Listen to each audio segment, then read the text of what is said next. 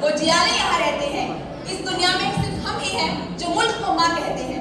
सुप्रभात। सर्वप्रथम आप सभी को गणतंत्र दिवस की हार्दिक शुभकामनाएं। मैं साक्षी प्रस्तुत हूँ आप सबके समक्ष अपूर्व गौरव एवं मनोज शुक्ला द्वारा लिखित कुछ पंक्तियों के साथ, जो इस प्रकार है।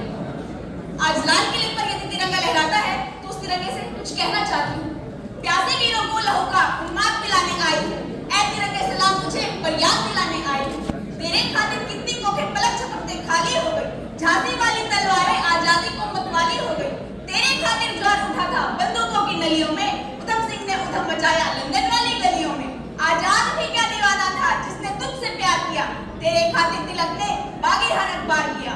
तेरे खातिर लाला ने जल्दी बाती आगे कर दी, गोरी लाठी को टक्कर देने अपनी छाती आगे कर दी। और जलियांवाला बाग जिसका इनकलाब सुनाता है, उनकी 2 साजों के बंदूक आज तक लहराता है।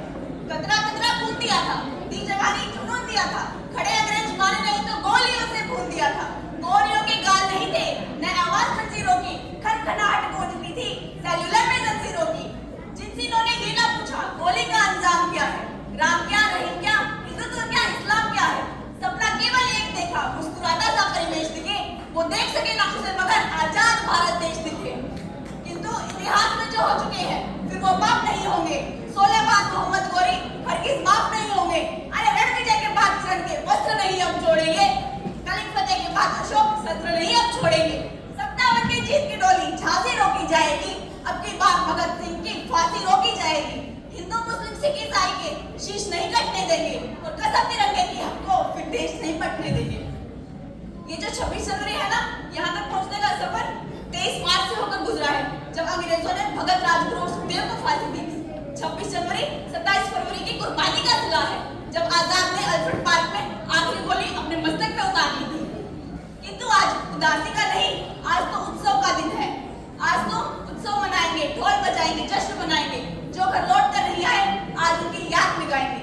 आओ स्मरण करते हैं कि हम किस परंपरा से आए हैं, हमारे माथे पर हिंदुस्तान किस रंग से लिखा गया है।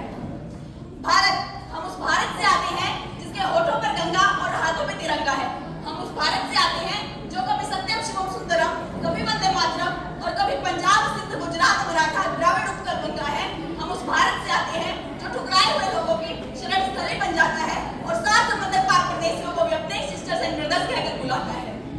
हम उस भारत से आते हैं जिसने दुनिया को हितोपदेश और कर्मयोग सिखाया, किंतु खुद कभी अपना पराया नहीं सीख पाया। हम उस भारत से आते हैं जो सदैव वसुधैव कुटुंबकम के सिद्धांत पर जिया। हम उस भारत से आते हैं जिसने खुद विष पीकर दूसरों को अमृत दान किया। मेरा भारत कर्मण्यवाधिकार से गाता है, तीनों लोगों का स्वामी होकर भी माँ पे जुड़ाता है और महाअवतार होकर भी माँ के हाथों मार खाता है। हम गौतम के भारत से आते हैं जहाँ जनहित के लिए एक राजपुत्र सन्यासी हो जाता है। हम राम के भारत से आते हैं जहाँ पिता की एक आज्ञा पर बेटा सिंहासन त्याग कर वनवासी हो जाता है। मेरा भारत आकाश सा बलवान फिर भी धरती सा धैर्यवान है।